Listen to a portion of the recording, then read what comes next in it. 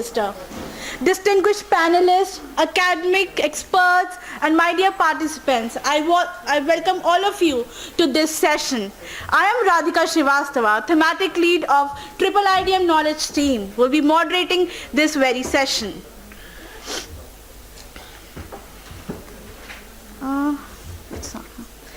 Okay, I'll be briefing you about the India's chairship of International IDEA 26.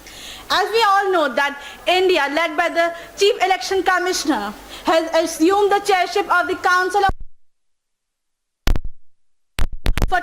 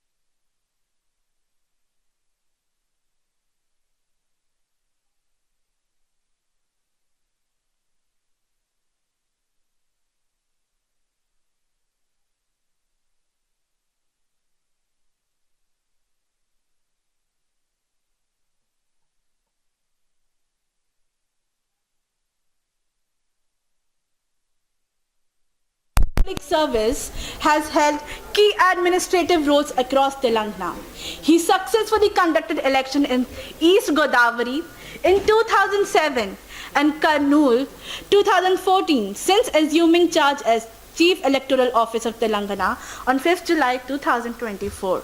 He has overseen special summary revision of electoral rolls and National Voters' Day celebrations and introduced innovative drone monitoring with full webcasting. Sir, may I request you to come and give your beautiful insight on this session?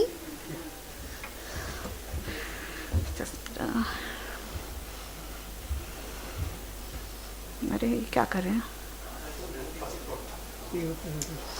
Just a second. Not this.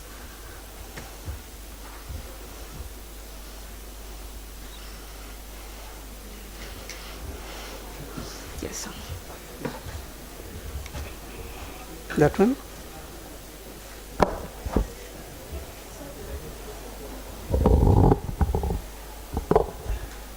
So good afternoon to dignitaries on the stage and the participants who have come for this session.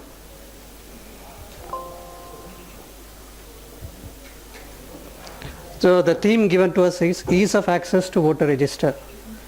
This concept of access is a global theme which is access for everything, and whatever government takes up, access need to be provided. So it refers to transparent, secure and equitable framework that not only makes voter lists available to legitimate stakeholders like voter and then the persons, public, then press then the contestants, politicians in that sense, also ensures that they are clearly informed and made aware that such access exists and is intended for the lawful and democratic purposes. So this is the overarching theme of this easy access to voter register. Voter registers, many of you know what it is. In India it is called as the register that is available at the BLO level and also at the various other levels. At the BLO level, he has a small register which contains names starting from, in some places it may be 100, 200, it can go up to 1200 names. That will be the register in which it is maintained at the level of the BLO. When it comes little up, means subdivision level, you'll be heading around 200 polling stations to some urban pockets it is even 700 polling stations also. So in that case, the voter register at the level of the ERO, Electoral Registration Officer, it becomes much more bigger, and access at the BLO level is much more important because every citizen or every elector, they need to access it to verify whether the names are there in that or not. So when we look at the contours and facets and dimensions relating to this access, legality aspect, policy aspect, institutional aspect, technological aspect, social aspect, operational aspect, all this are various contours in which we will be going through. So when we look at the facets of the accessibility, it should be easily accessible and it should be free of cost. No citizen shall be made to pay for it. It should be freely available to them. That is a motto of the nation and it is being done also. And the transparency and inclusiveness. Transparency means in the sense that it is made available easily to everybody and it is transparent in nature, nothing like hiddenness will be there. Public display of voter list and voter roll. It is displayed at various levels, starting from BLO station to up to the level of the even CEO. CEO website has it, ERO website has it, and also at the physically also it is made available at the each of the office levels. So inclusiveness, it is like it should be made available to everybody, irrespective of their whatever it is, caste, creed, or transgender, or male, female. So irrespective of that, it is inclusive in nature. Then when we look at the dimensions of it, digital accessibility, physical accessibility, and social dimension. Digital, as I said earlier, it is digitally made available. So whoever is digitally whoever is capable to access it digitally, they can do it from home, at home. And physical accessibility also at the EMB offices. As I said earlier, BLO level, BLO offices at various levels. Physical accessibility is also to be made available to them. And the social dimension, as I said earlier, that irrespective of whatever the social category they belong to, it should be made available to them.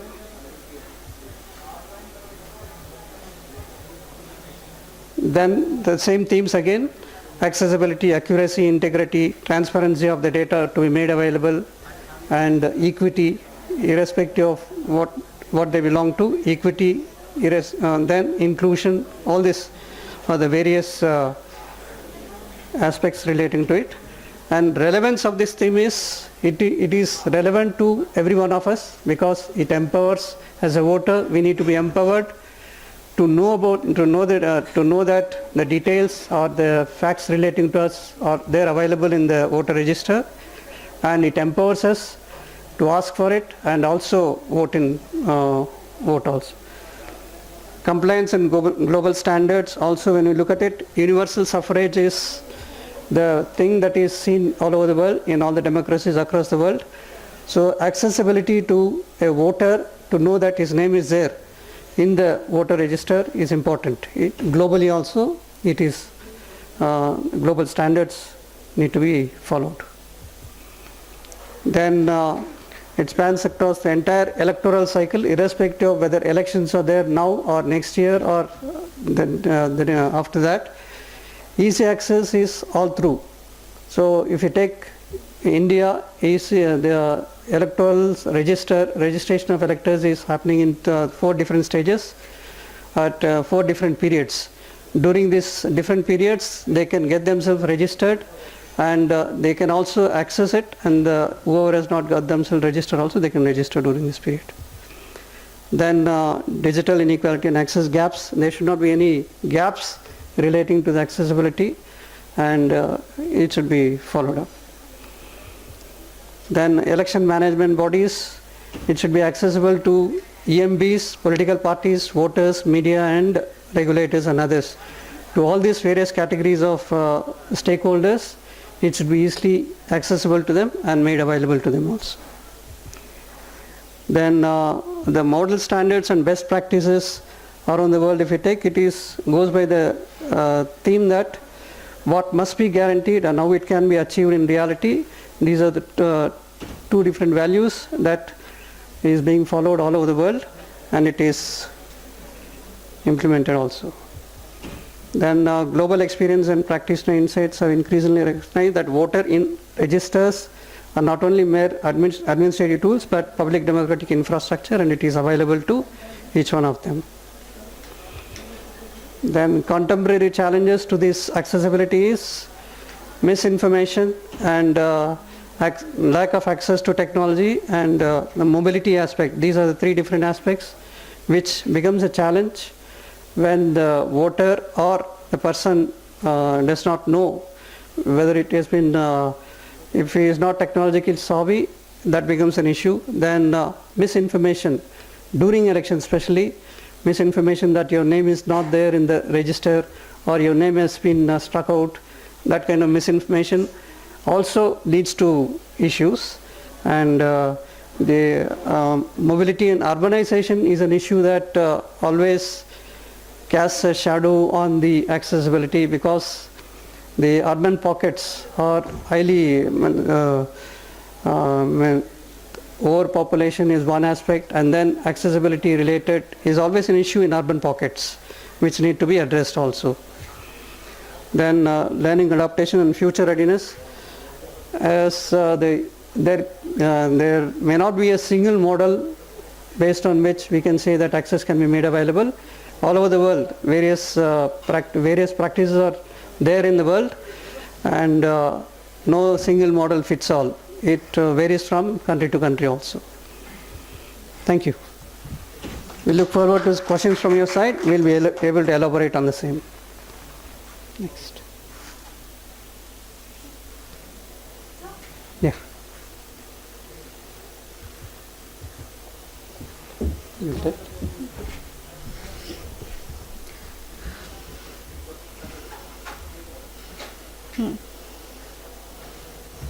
Okay. Now, sir?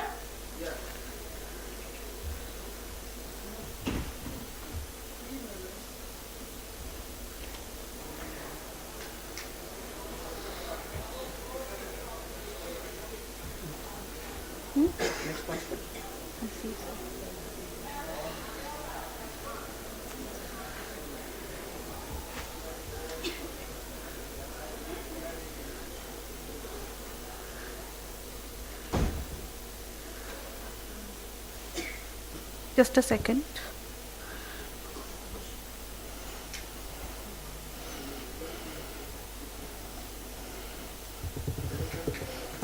Now we move forward to our very next speaker, Mr. Samseer Ali Sheikh Ali Bakhsh, Chairman, OKB, Suriname. Sir is the chairperson of Suriname's Independent Electoral Council, OKB, which oversees free and fair elections. He also has a doctorate in law and a master's in education for sustainable development, along with certification in AML CFT, with strong expertise in election management, constitutional law, and governance. He has served extensively as an election observer and actively contributes to global discussion on democracy and electoral integrity. May I request sir to please come on podium and give your beautiful insights. this one. This one is it? Yeah. Yeah, you can speak.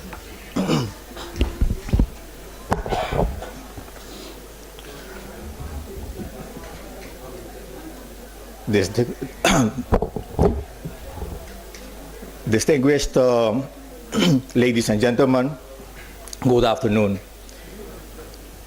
Today I will speak about the ease of access to the voter register, and I will take you to the lessons from the Republic of Suriname. I will firstly present a scenario that is as follows. A young Surinamese woman living in one of the rural constituencies traveled more than 50 kilometers to register to vote, only to be told that she needed one more document, and what she didn't have. And she had to return another day with all the documents that was necessary to for registration. And she never did. That woman did not choose to be unregistered. The system made it easier for her to stay away than to participate. This is the lived reality of many Surinamese citizens, and indeed many citizens around the world. Registration should invite participation and not discourage it. The fundamental idea is, if eligible citizens intend to vote, the system should be designed in such a manner that it can ensure that people can register easily and not to deter them with obstacles.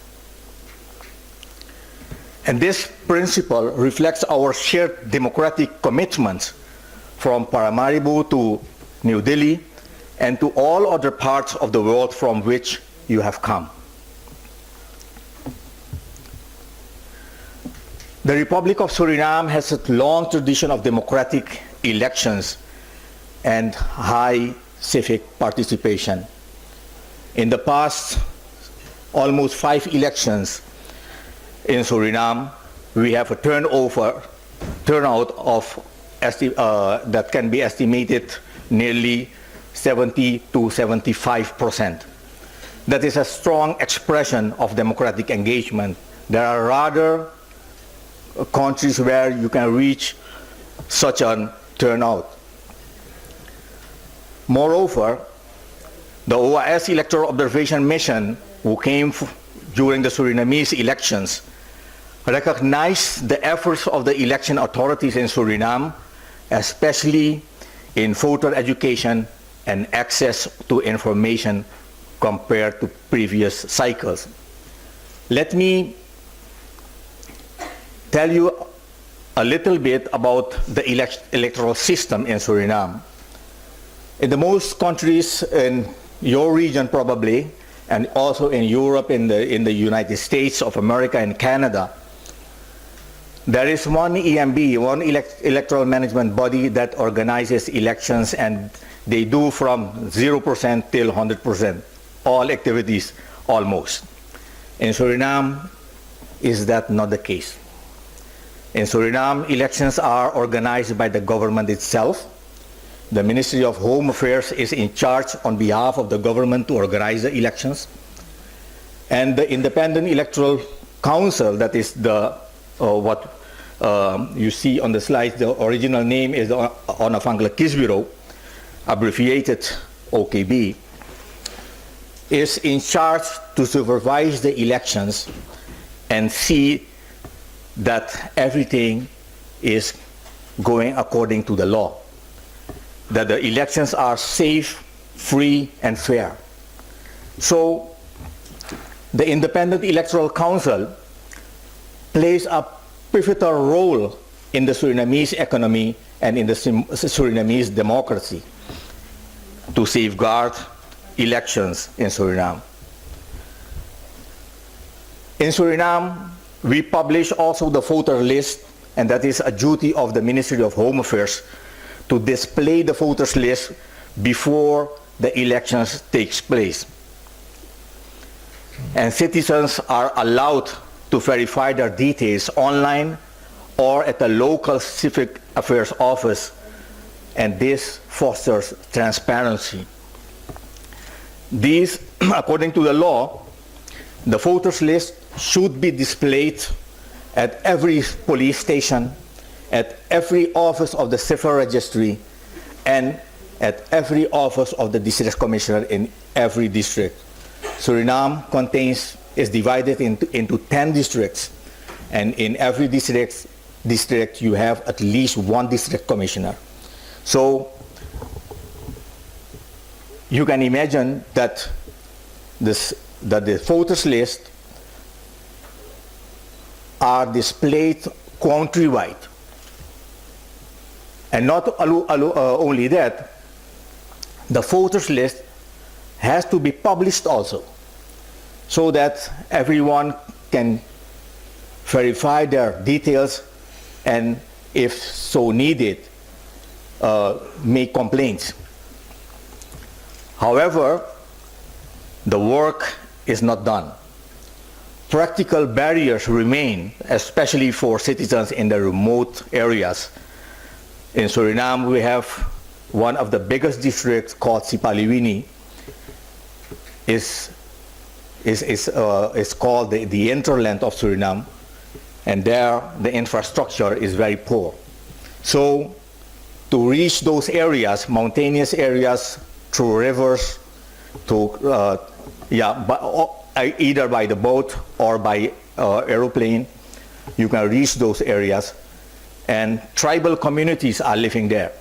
So to register those persons, the Civil Registry Office undertakes missions every year to register all the citizens in those tribal areas for the civil registry purpose.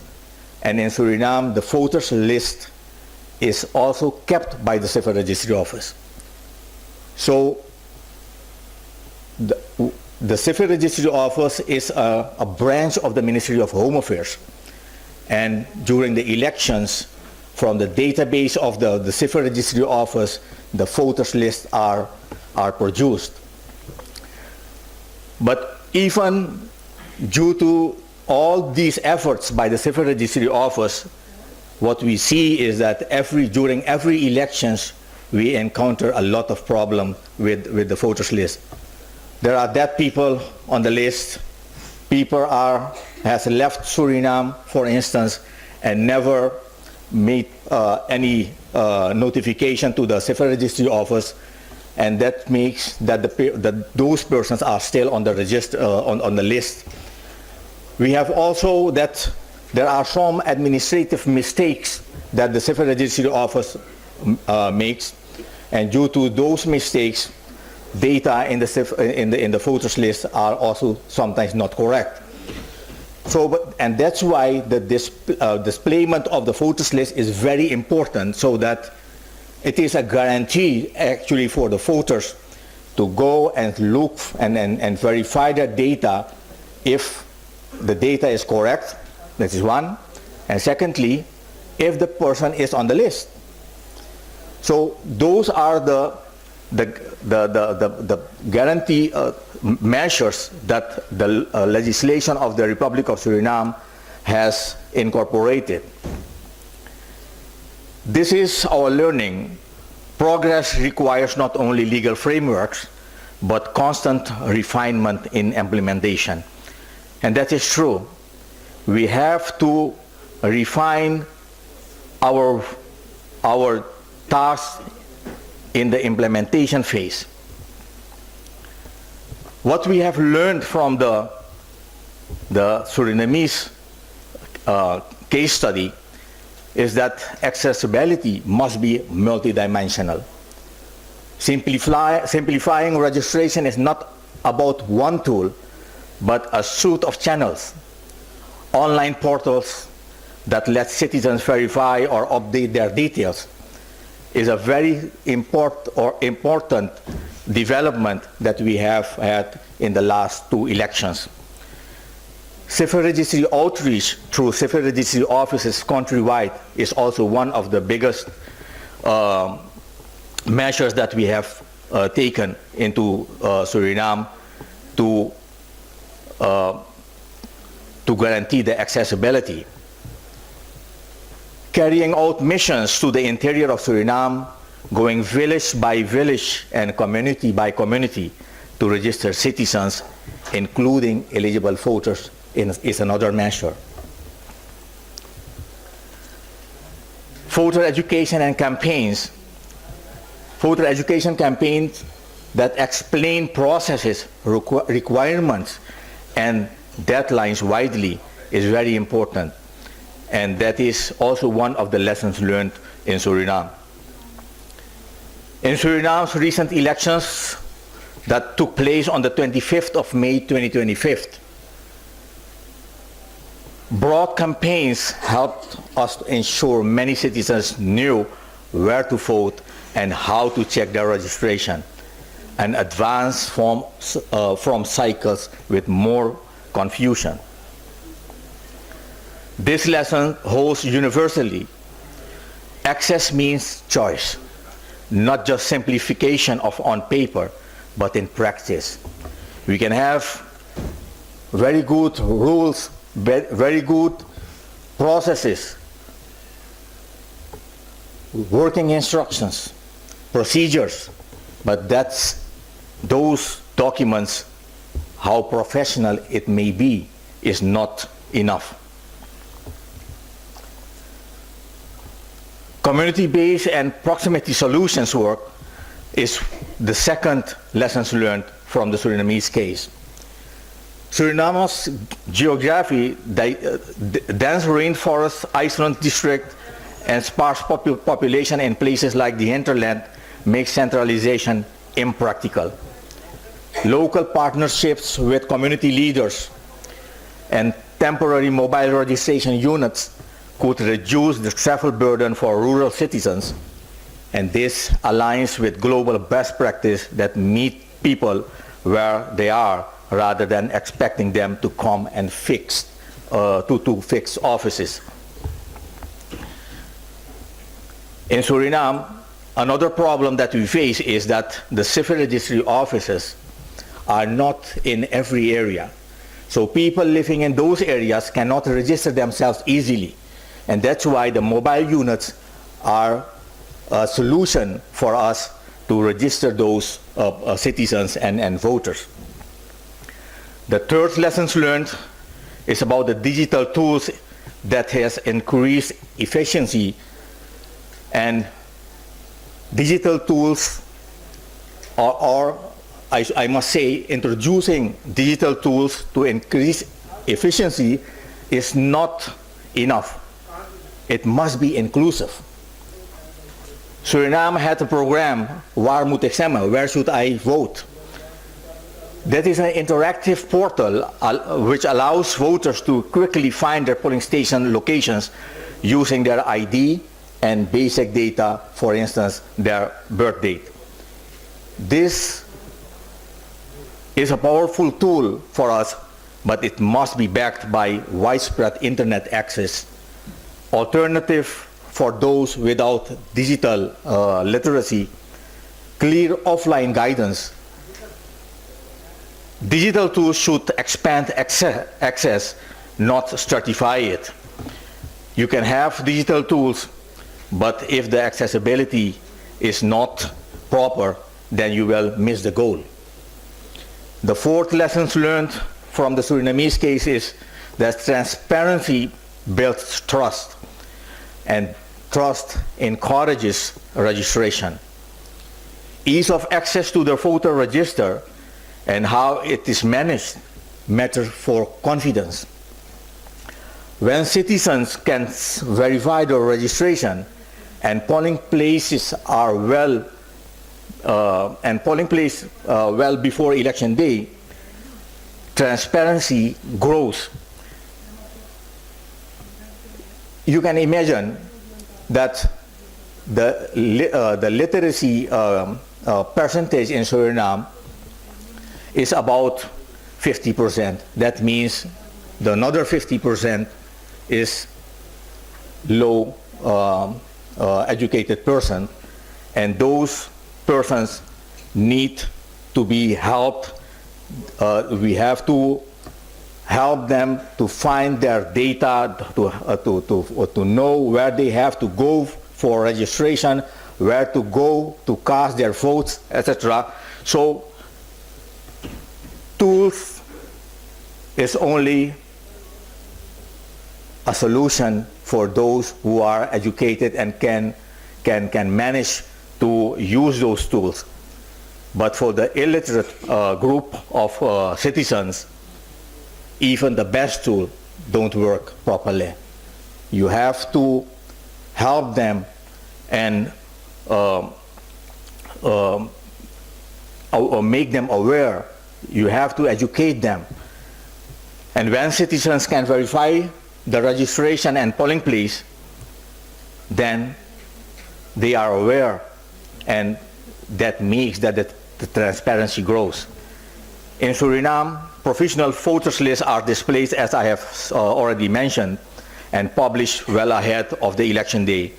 And citizens have the right to object or request for correcting their information during the inspection period. In practice, we as election management bodies should prevent last-minute surprises. We should reduce confusion at polling places, and we should affirm that the system values accuracy. When voters trust the list, they are more likely to stay engaged, encourage others, and participate actively. The fifth lesson learned is regarding training and consistency across the system. Suriname's election authorities have made strides, but variation in staff practice, especially outside urban centers, can inadvertently lead to inconsistent guidance or requirements. Well-trained staff who understand both the letter and the spirit of the law help reduce unnecessary barriers. As we say globally, clarity of rules plus consistency of application is the confidence in outcomes. A challenge and an opportunity. Every electoral cycle brings lessons, and Suriname's experience shows that improvement in voters' registration accessibility are measurable and meaningful. The challenge now is to keep building more inclusive outreach, more hybrid channels for registration, stronger transparency mechanisms, and continued civic education. In closing, let us reflect on this. Ladies and gentlemen, democracy is not about counting votes. It is about ensuring everyone has the fair opportunity to be counted. Suriname's journey, with steady advance and candid assessment of remaining hurdles, is a source of valuable lessons for all of us gathered here. Let us commit to systems where registration is simple, accessible, transparent, inclusive, and trusted. Thank you so much.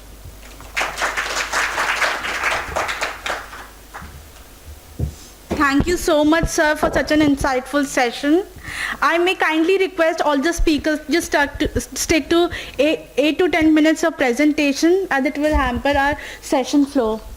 Let me introduce to Ms. Arlene Cabral. Eileen Cabral is the coordinator of international affairs at Mexico's National Electoral Institute. She holds a degree in political science from the University of Hermosillo and master's in social sciences. Since 2011, she has worked in electoral administration, contributing to 5 federal and over 10 local elections. She joined the National Electoral Professional Service in 2014 and has served in various INE offices. She was also executive secretary of the State Electoral Institute of Sonora. Additionally, she has taught courses on electoral law and electoral processes at 7 universities. We welcome you, ma'am.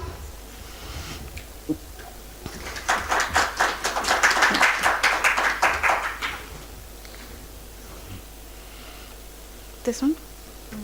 Yeah. I don't know what happened.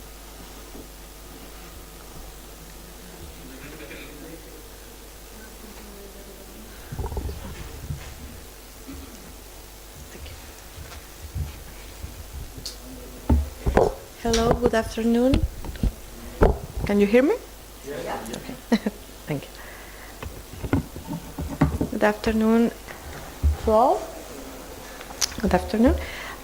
Mexico is a federal state composed by 32 states.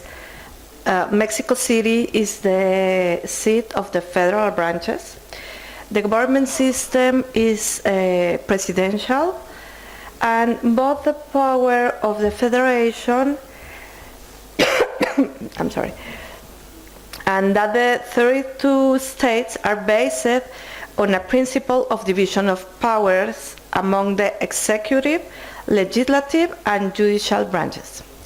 So the federal executive power is headed by the president, elected by simple majority for a 6-year term without possibility of re-election. And this is I think the federal legislative branch is composed of 2 chambers, the Senate I'm sorry.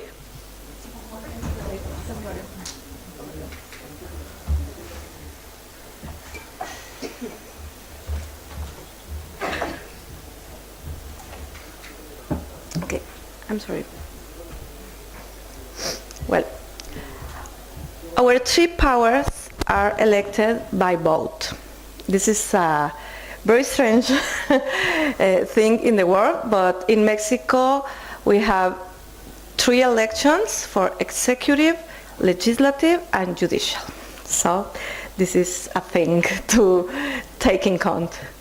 Okay, Mexico's National Electoral Institute operates an active permanent voter registration. We have no campaigns for registration. We have permanent models for citizen registration. To facilitate access to the electoral register and voter identification services, registration and credential services are available both inside Mexico and from outboard, supported by extensive service delivery infrastructure inside and outside Mexico. Mexico's electoral register comprises more than 100 million persons, and the voter list is just a little less. We have a 98.23% of coverage. This is one of the highest coverage in the world.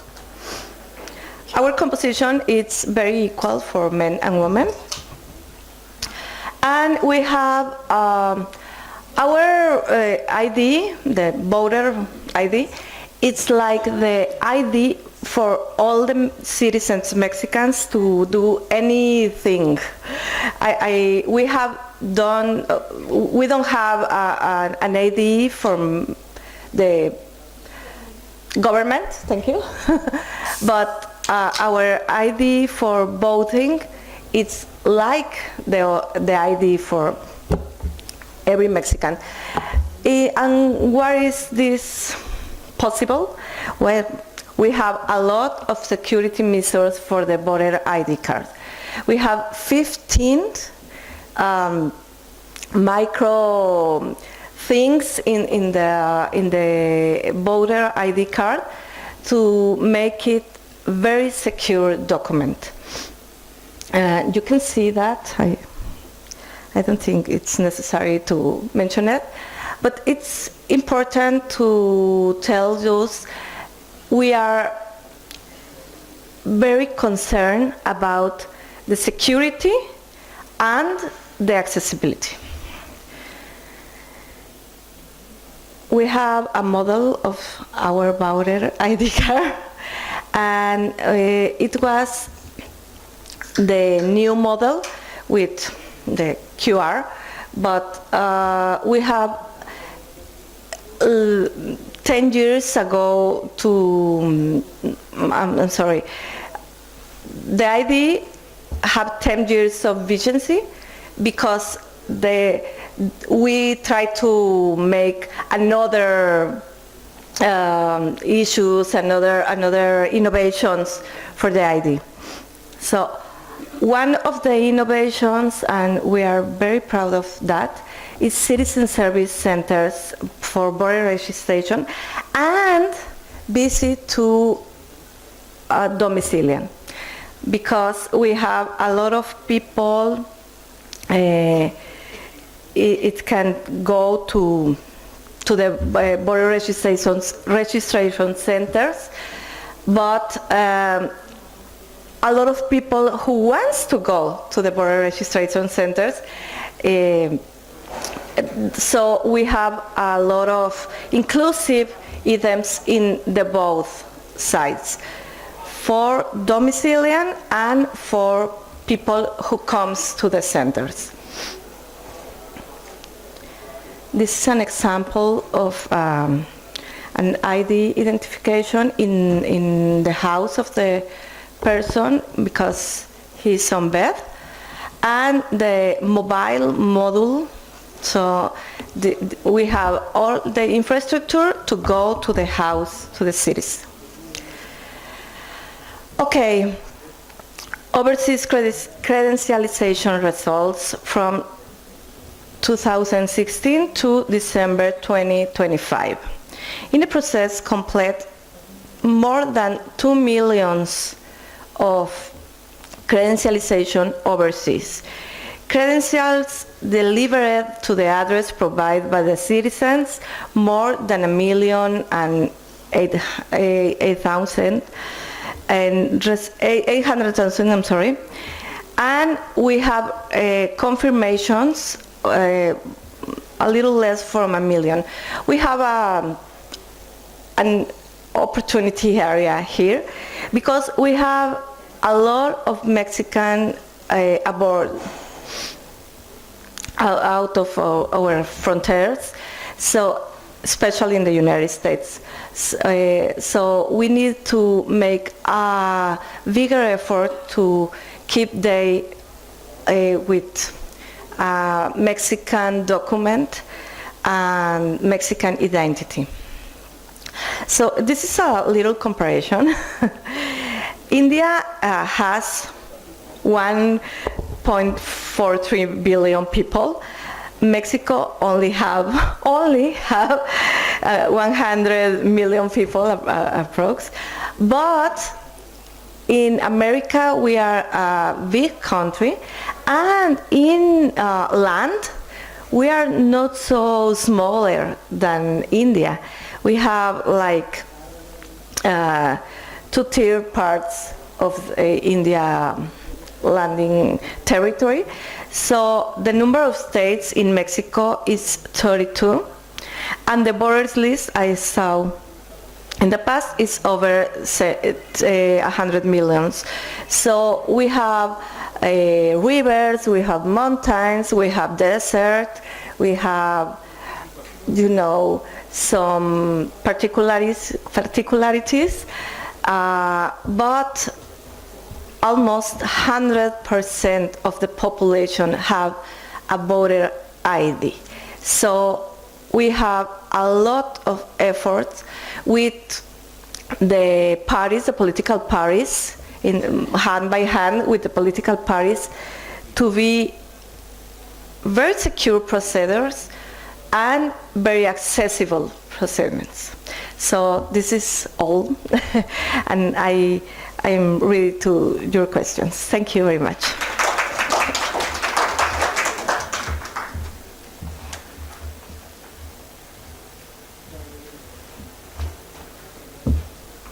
Thank you so much, ma'am, for such an insightful session.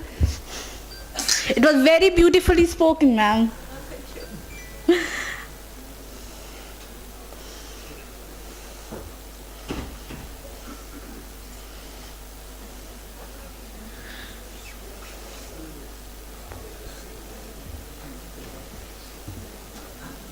Okay.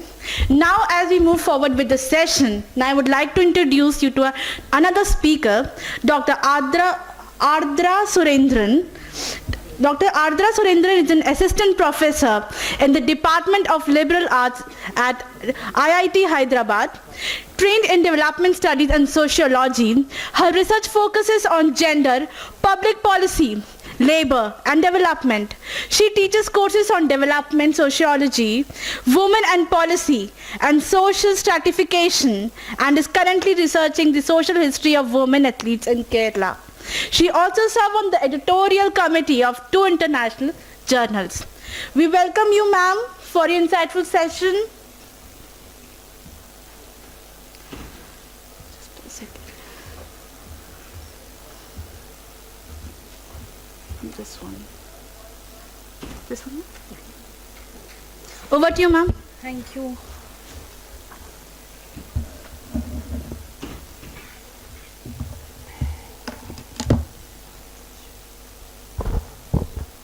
Good afternoon, everybody. Thank you for that kind introduction.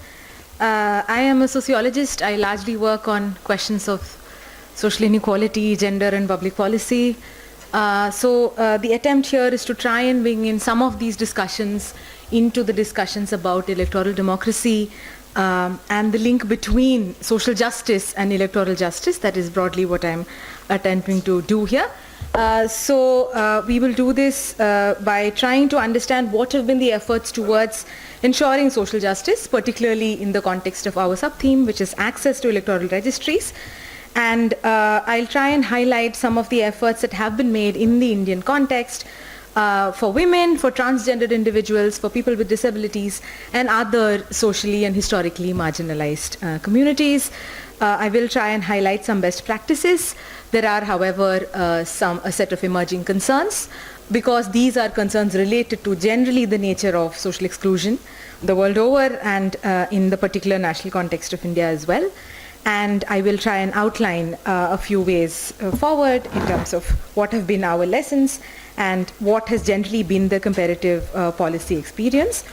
So the international dimensions and model standards that that are the substratum for this particular sub-theme are kind of apparent. There is the principle of universal adult suffrage, which we are all committed to, and the idea that no voter should be left behind. And there is therefore a crucial relationship between the principle of inclusivity that was spoken about at many sessions in this conference, and it is very much in line with India's chairship for this year's IIIDEM and IDA conference as well.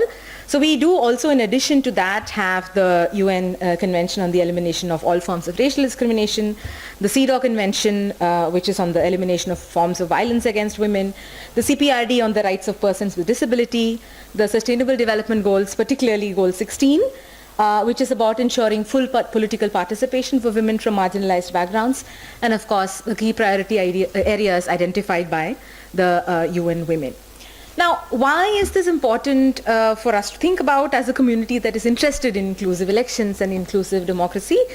There is a crucial link between social justice and electoral justice, right? The ability for citizens to participate in political processes is a central pillar of ensuring social equality, electoral parity, etc., etc. And so while there are inequalities on several forms of developmental achievement, we also have to be mindful of potential inequalities in electoral participation. And that is important for us to understand in order to sort of reinvigorate our commitment to active liberal democracies. Now this is important because segments that have been socially marginalized have historically also been marginalized from processes of electoral participation. This is not equal for all marginalized communities. Women in India, for instance, are doing very well in terms of electoral participation, registration, etc. But it's not necessarily true for other sections of marginalized communities like transgender individuals, like persons with disabilities, etc. So we need to have a differential approach to how we understand how inequality affects electoral participation. This is also, of course, very much in line with contemporary discussions about enhancing capabilities as the pillar stone for development. We have to enable our citizenry to make choices, and we have to create circumstances where these choices are available to them. And also in terms of discussions about intersectionalities, right? So what happens if a person is disabled but also a woman? Do we have systems in place that is mindful of the kind of inequalities that multiple intersecting positions of disadvantage may put particular citizens in?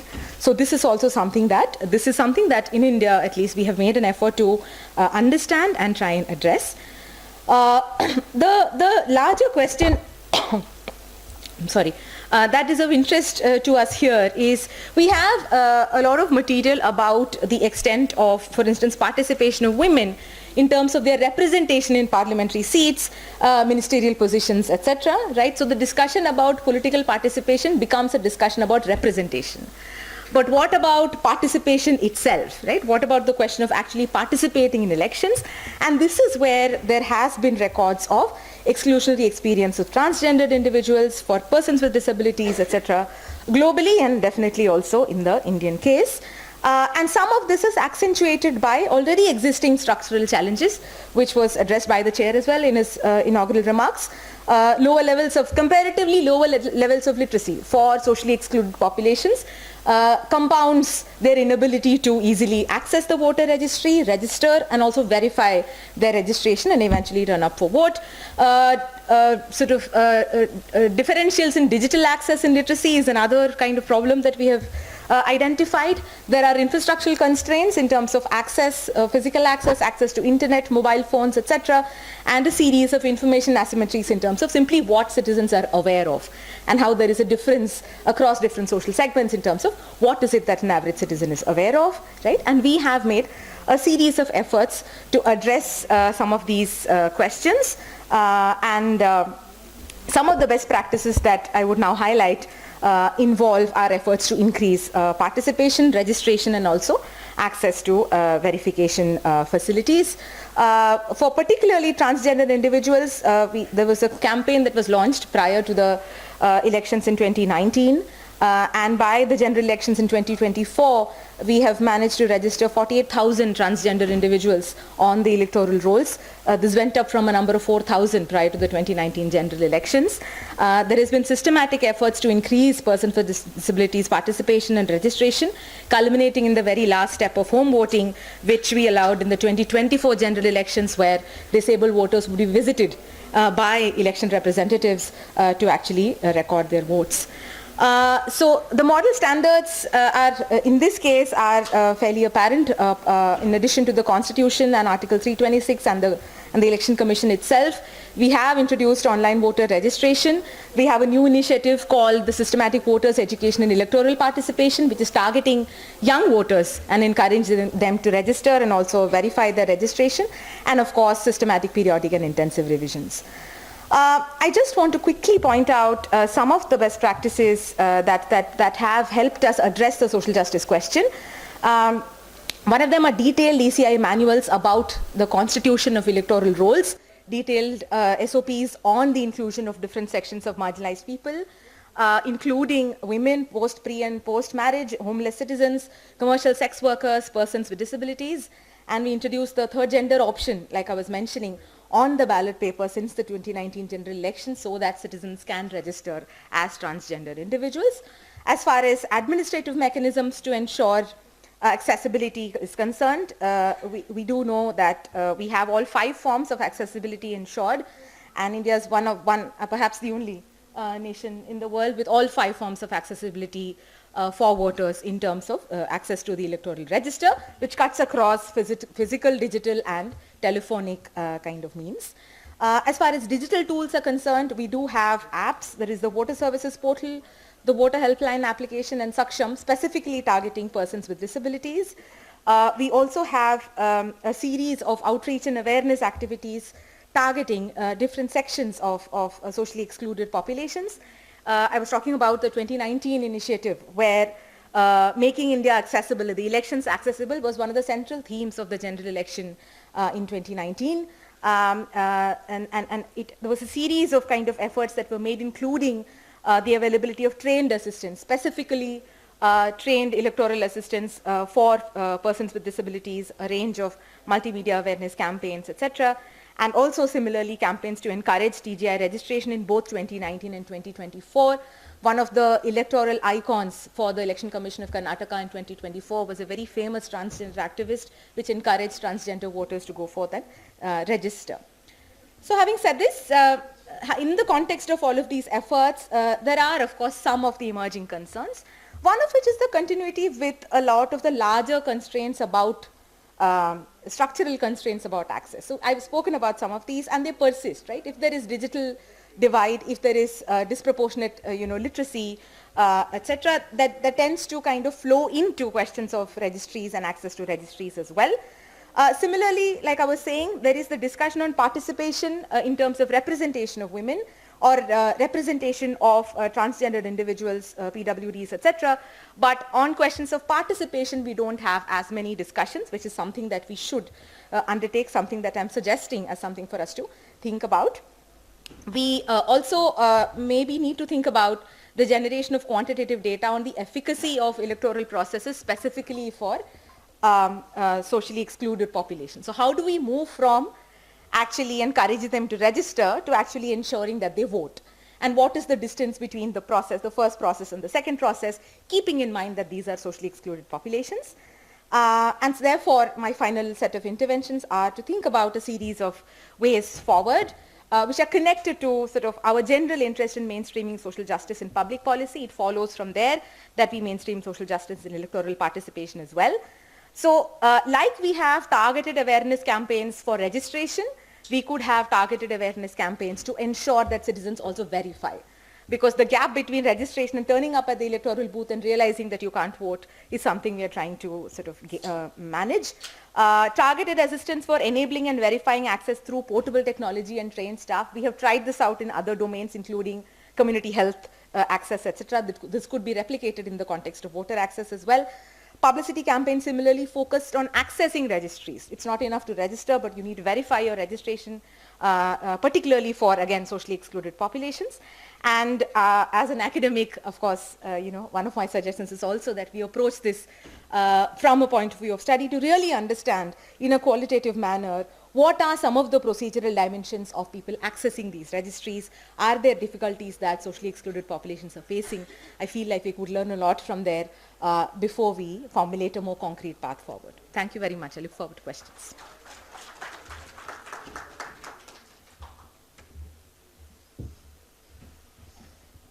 Thank you for such a beautiful session, ma'am. And I hope everyone is keeping a note of the questions because it will be discussed in our Q&A session. We will be having that session separately along with the discussion part.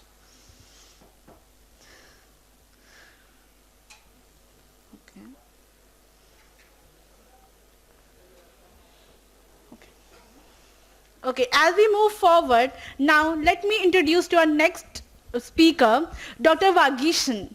Dr. Vagishan, born in 1971 in Kelaghanpur, Telangana, was educated at Osmania University, where he completed his PhD on democratic decentralization and rural development. Shaped by grassroots fieldwork in rural and Adivasi areas, he has over 15 years of experience in teaching, writing and translation. He is also the author of the critical monograph, Vifala Andhra Pradesh, combining scholarship with social activism. Sir, may I invite you to the podium, please?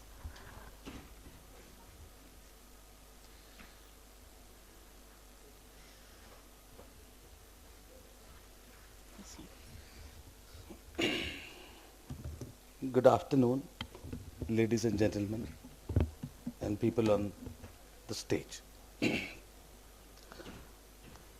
After two countries' representatives talking about their experiences, and especially the Surinamese and Mexican experience is distinct because Mexican experience talks about voting for various purposes, unlike the Indian purposes and all that. And my friend has put the question of accessibility distinctly. My life is a bit easy now because I just will put across the statutory frameworks and the political significance of being or making accessible. Coming from the academic fraternity and also being a little bit active in the process of politics and participation and all that, this becomes a very important issue. You all know that for good, I think, people now are thinking about how to stay in the electoral rolls. So much of discussion is on, and I think that is a positive kind of a thing which is going to come. So, in all competitive democracies, you know that voter rights are crucial, and then in case of India, probably this is one right which is still holding deeper waters. So, where we call them as voter lists in case of India, preparation, maintenance, accessibility, voters registration or the mandates of respective bodies. In our case, it is Election Commission of India. So let me just look into the statutory frameworks. Voter registration and voter list maintenance and access, these are the things which you could see there. From the registration to maintenance, we have the 1950 the Representation of People Act. We have two acts. One is in the morning, if somebody carefully heard ECI, which is Chief Election Commissioner of India, we have divided it into two. One, the prep of voter lists and maintenance of it, and the second is conduction of elections. So 1950 and 51 are the two very important Representation of People's Act.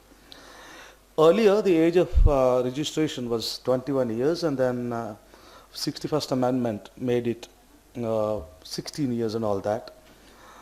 So Constitution, reading with this 1989 amendment and all that, now you have everybody who achieves 18 years will be registered as a voter. So what we did recently, see, entry into the voter register electoral roll is very significant, provides statutory rights to the voter, and the absence of deprives citizens a political right to vote. Because one point which also please keep in mind, having an electronic voter identity card is not a guarantee until and unless your name is there in the register. It happened with me. It's a practical experience I am trying to tell you, that you have to cross-check occasionally. And here I will tell you, in the end of the slides, I will let you know about that. Right. So, from district level to a nodal point, you have this kind of a thing we have.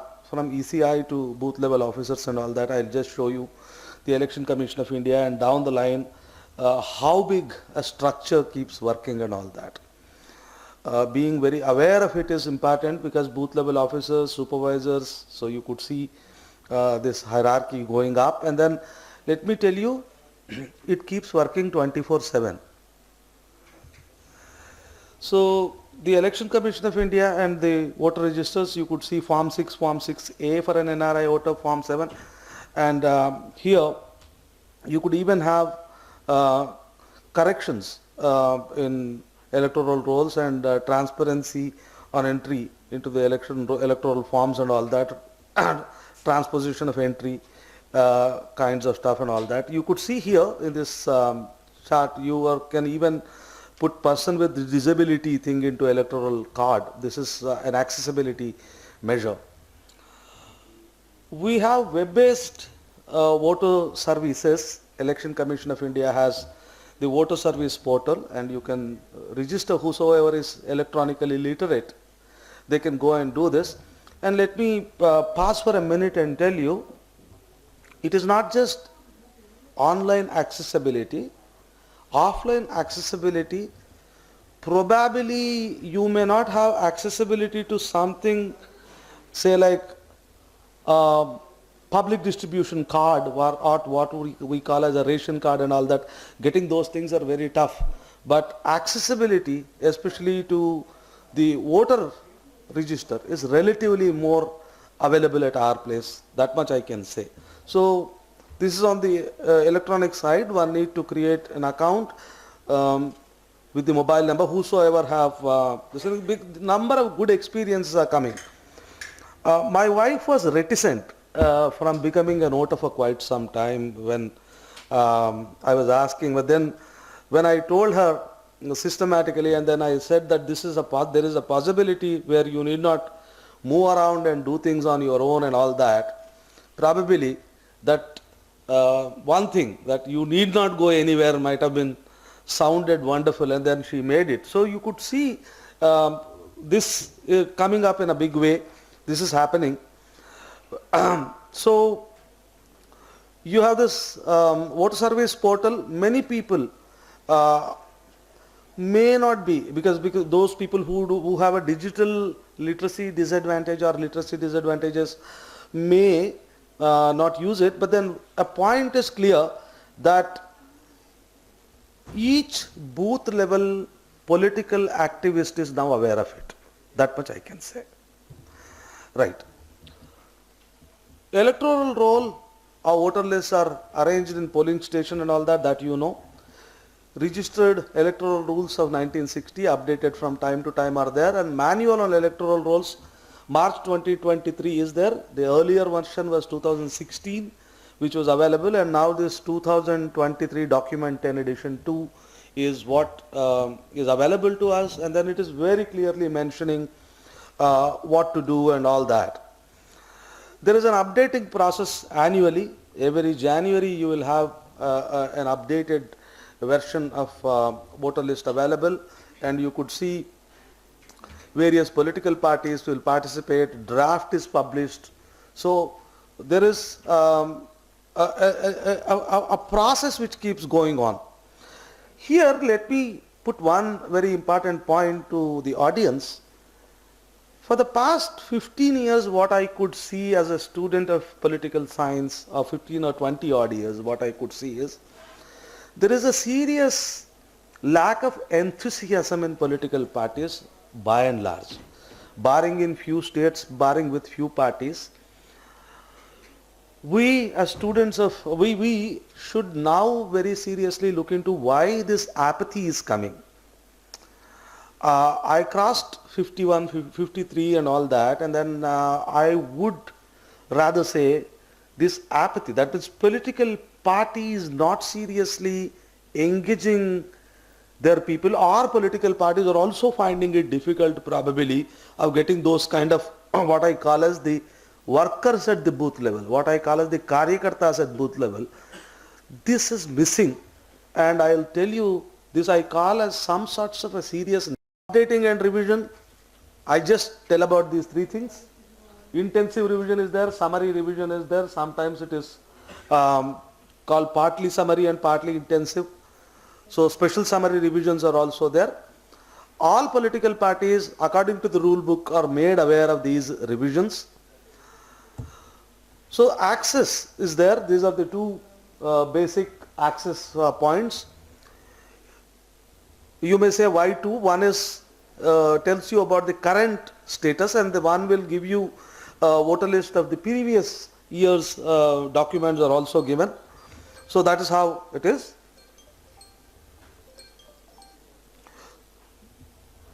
So registration is flexible in our case. Removal is rigid in our case. That much one has to understand, and it is not very easy to remove somebody from electoral list. There is a whole lot of procedure which goes in. So awareness and participation is the key. As people from Election Commission are here, I would rather say the SVEEP program has to be taken to schools, colleges and the universities. As a teacher, doing teaching in various levels, let me tell you that sweep is more visible and more seriously planned program, but sweep is not taken down to the people, and I think sweep can do taking sweep to people. That means the systematic voter education and electoral participation program, if you take it down, there are deep takers for this, let me tell you. You can make this program customized, you can take it to women's groups, you can take it to schools, colleges and all that. I think this awareness is what is very much needed, because we are only talking about accessibility. While we talk about accessibility, people will also register diligently.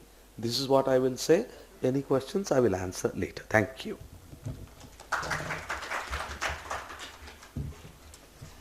Thank you so much, sir, for such a brief session and also sharing your personal experiences with the audience.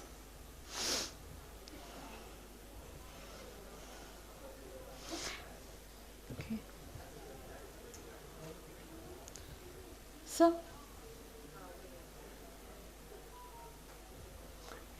as we move forward to the last speaker of our session, Ms. Pratibha Parekh, who is National Level Master Trainer from Election Commission of India.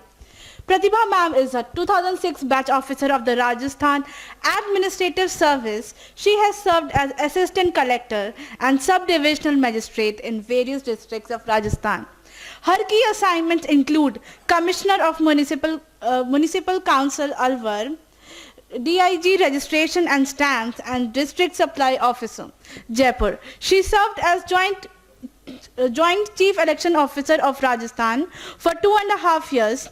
She holds a master degree in International Electoral Management from Tata Institute of Social Sciences, TIS. She is currently posted as Additional Commissioner, Jaipur Development Authority, and has been associated with IIIDEM as a national level master trainer for over 10 years. Over to you, ma'am.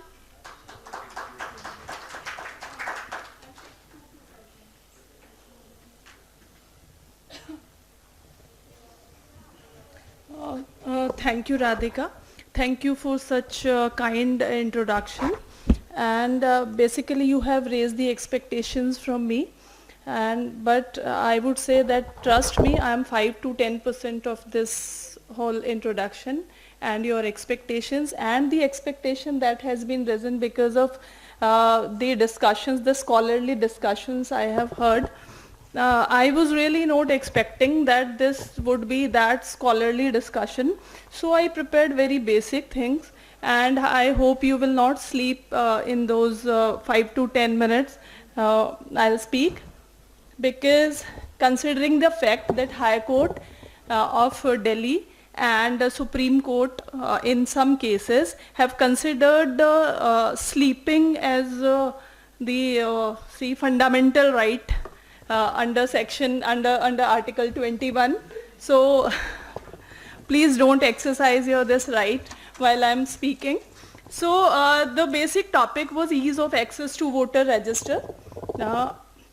My scope of presentation is what is voter register. Basically, you all are aware of this, what is voter register, and what is ease of access to voter register, and what are different different formats which are prevailed in the other countries. And third is theoretical analysis. I have made one slide of that. And fourth is international perspective. What is voter register? This is official list of eligible voters. Generally, it is used for conducting elections. But as I was hearing in Suriname, what you are doing, you are using civil register as your voter register, or you are taking data from, I think, your civil register. Okay. And in Mexico, your civil register is your voter register. Your civil register Is your voter register? No. Only for elections. You are making a voter list, right?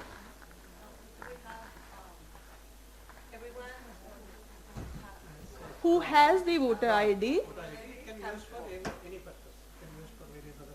Can be used for various purposes, right?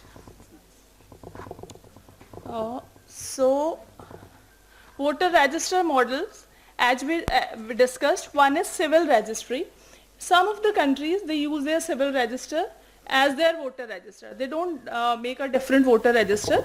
On the electoral day, on the election day, the second point covers that. On the election day, they invite people, and someone who is with their civil I card, they can come and vote. And the other one is compulsory registration, means they have voter list, a different voter list, UK and Australia. In Chile, they have automatic registration. In India, we don't have compulsory registration, but we encourage the registration. Like we take data from various departments, disability and all, and ma'am talked about intersectionality also.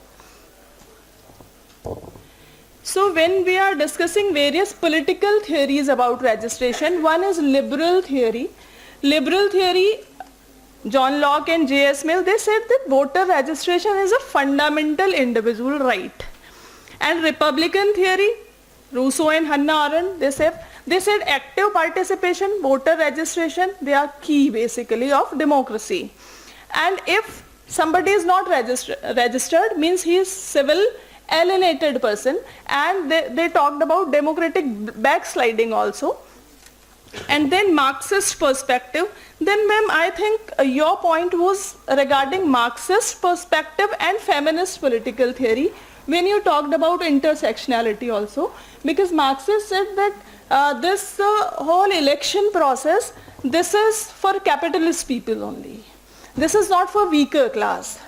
And feminist political theory, they say that formally these are neutral procedures, but there are some barriers for women. There are some barriers for migrants, there are some barriers for weaker class. Then this is international perspective. In United Kingdom, there is model indivisible electoral registration, but their access is under some barriers.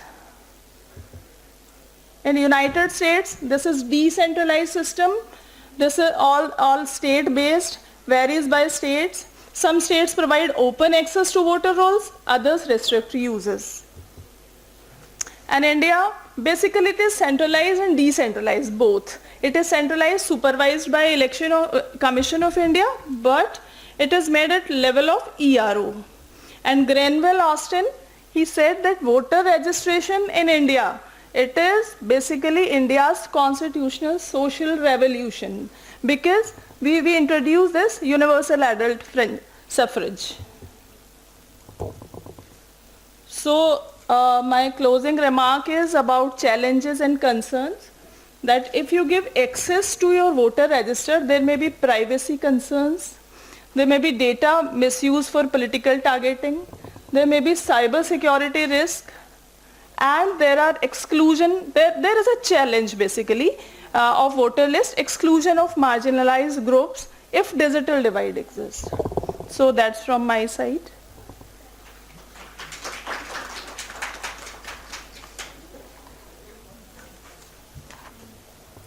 Thank you, ma'am, for such a beautifully explained session.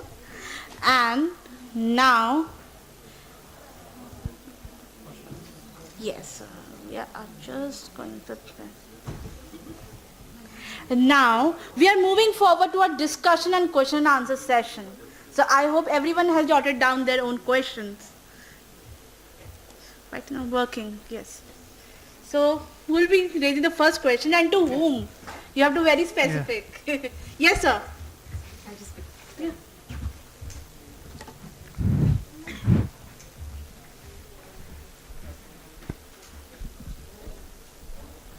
So, good afternoon all. So, my question is to the panel mostly, because I would be needing some suggestions on my question. So, I think we can all agree that. Okay, oh, sorry. Yeah. I'm Horil Dev Rajak. I'm from Bhopal. I work for a think tank called IIGGPA, Atal Bihari Vajpayee Institute of Good Governance and Policy Analysis. I'm a public policy researcher, and I'm mostly work in Madhya Pradesh and some other regions of India as well. So I think my question, I should set up the context first. I think we can all agree that the voter registration process is a collaborative process between the state and the citizens. The responsibility rests more with the government, I think, to identify its citizens as voters. And as we saw in Ms. Cabral's presentation, that there has been a lot of exclusion. Around a third of India's population has been excluded from the voter registers, and around 1/6 of the population is excluded. In Mexico, there was a 129 million population, and the voter list included only 100 million, I think. Yeah. So what I want to ask is that we talked about, as Dr. Surendran talked about marginalization being a reason of exclusion. But what about a society or a section of society that is indifferent to the whole electoral process? For example, in India, data shows that among the literates with higher levels of education, the participation in the electoral process is gets reduced. So what do we what do we do for such a section of the society to include them in the electoral process, and not just the voter registration?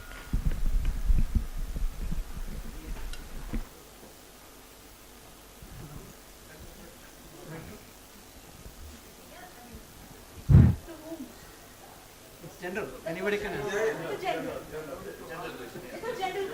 Mostly to Ms. Parikh, because she is involved in the process. Sure. To the whole panel. My response to this apathy part. Apathy flows from various reasons, actually. We can't vote being a right, a distinct kind of a right, which not voting is also a right. So you can't force people to vote. That part is there. Then when it comes to the question of apathy, probably the entire process lies in building trust, because my vote matters kind of a thing if it goes. Probably that, because if you go down the hierarchy of elections, in the local bodies, the percentage of voting is high. Whereas when it goes from bottom to top, it declines, right? So some systematic rethinking is needed, because at a higher level, a representative also must strive a little bit that he being there and he or she being there, representative being there, and the voter representative connect, they have to develop and all that, and that may address apathy to an extent. One point which I would like to make is political parties of late, I don't know why, but as a young individual looking into policy research, especially in Madhya Pradesh kinds of a state, you should better be telling me at a later date. Political parties are not oiling their booth level apparatus. In urban areas it is very bad. So what exactly is required? Probably that is one area which has to be addressed, because otherwise what is happening, election is now being a managerial exercise. And we know it is not a great idea per se. I have a quick addition. Quick. Thank you for the question. Two basic things. One, I think, how we approach the question of indifference depends on what part of the electorate we are hoping to target. So sweep is an effort to reach out to the indifferent electorate, right? Whereas for marginalized populations, it may be a question of lack of awareness altogether. So there needs to be different types of targeting approaches to really kind of capture different kinds of electorate that is non-participative for various reasons. And how do we exactly do this? One of the suggestions I have from social exclusion studies is who populates these teams is very important.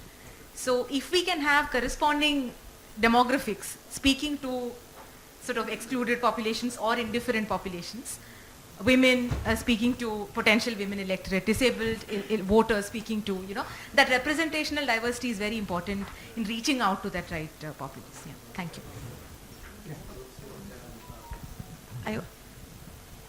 I want to say something quickly.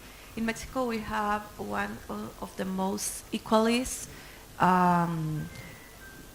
participations between men and women in every part of the process. Voting ID, functionaries in the voting, in the polling, and so in the law we have an article to say equally between men and women. So we have 50% of women in all the churches to be voted. So we have a very important participation of women in every step of the political process.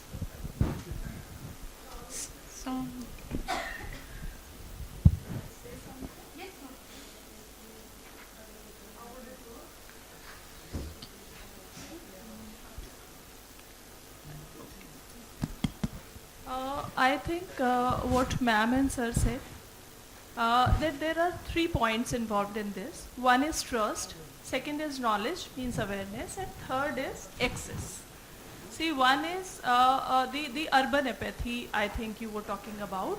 So first the trust should be there that my vote matters, first thing. Second, there are many who are not aware about their right or the registration process itself. I remember when SIR was going on in Rajasthan, many officers called me up that how to get registered. See, there is so easy process. There are so many sweep activities. Even after that, they were calling that you just tell me and you get it done. So we need to work on that also.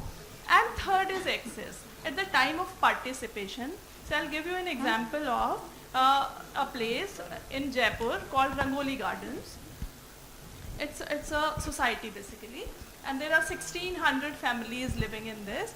And when we checked the data, we found out that hardly 4 to 5 families went for voting because the polling booth was far away and there was a big queue in last election, so they did not want to go there.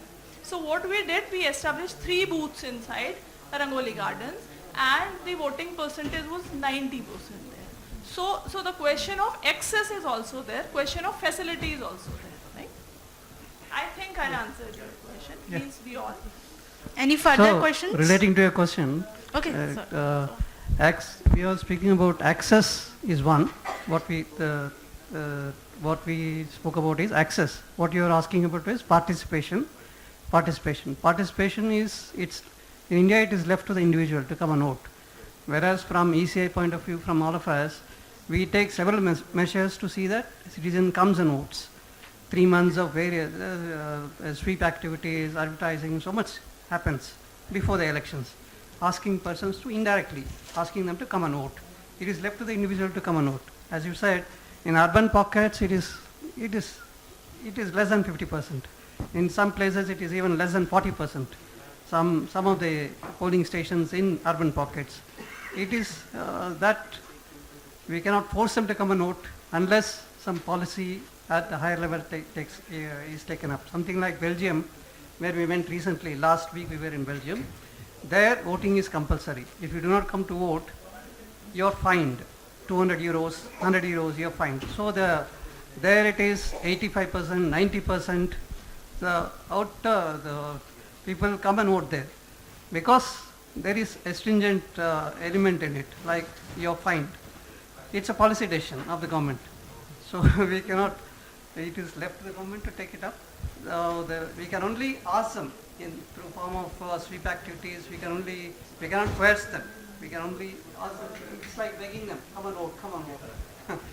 Our BLOs, booth level officers, they visit every house, house to house, and give them the slips. The voter slips are given just a week before the election. Voter slips are distributed, telling them this is your name, this is your booth number, you come and vote.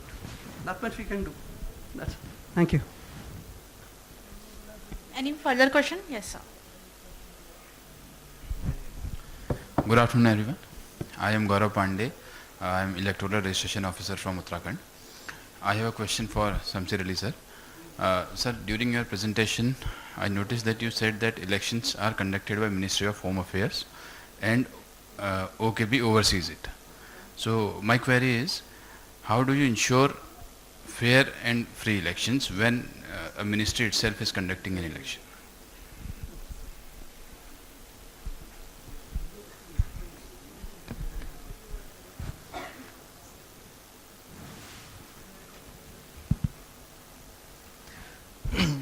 It is a very important question that you have raised here. Indeed, it is this question has been raised several years ago, and it is still a valid question. Even the OIS Electoral Observation Mission has recommended that the organization of the elections by the government can erode the trust, the public trust. So right now the government has installed a working group and commission to make study how Suriname can get a full EMB.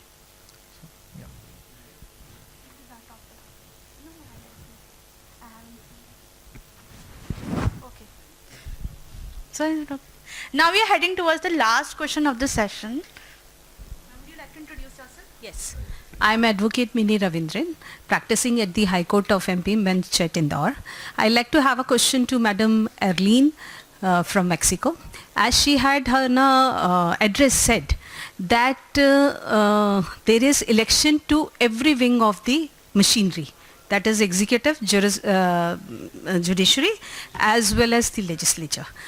And in India, we have this concept that all the three wings of this machinery are independent of each other. There is no interference of the government in the judiciary. Now, election, whether through this election process, the judiciary, if it is elected, does it continue for entire lifetime, or there is a short span to it, a lifetime to it? Rather, like in India, for every political post or the judiciary, they have a service. And elected members always, they last for 5 years. The term is 5 years. So whether there is a well-defined term to all these elected posts, and if at all it is elected, how their working style is, whether it is transparent or not, how this entire working in of these three limbs of the machinery works in Mexico. This is the question which I have. It is though multifaceted, but I think ma'am will be able to answer to it.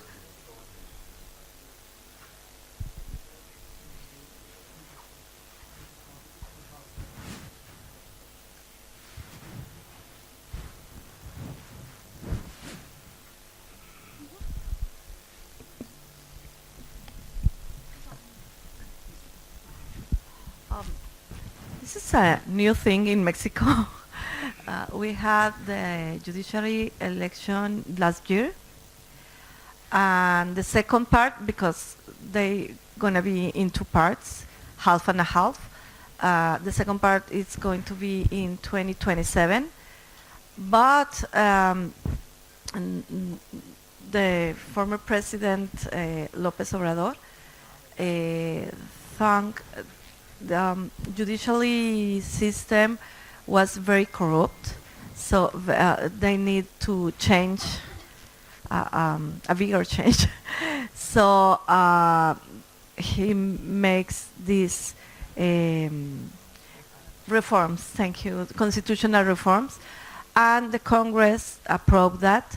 So in the last year we have the first part. At least I think it's working right now, but I don't know if in the future it's still working, because this is a new thing over the world. So we have some countries like the United States of America, they have some charges in election, and Japan or Sweden, Switzerland have some charges for judicially in election, but in Mexico it's all the judicial system. So at least it's working, and I don't know, maybe it's like the legislative.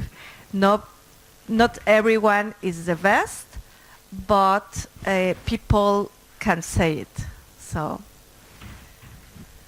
thank you. Okay.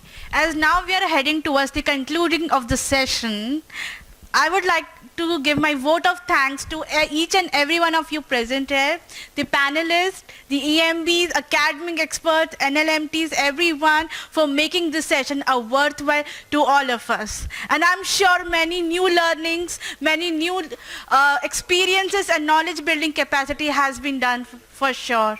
Thank you for being such a cooperative audience. Thank you so much.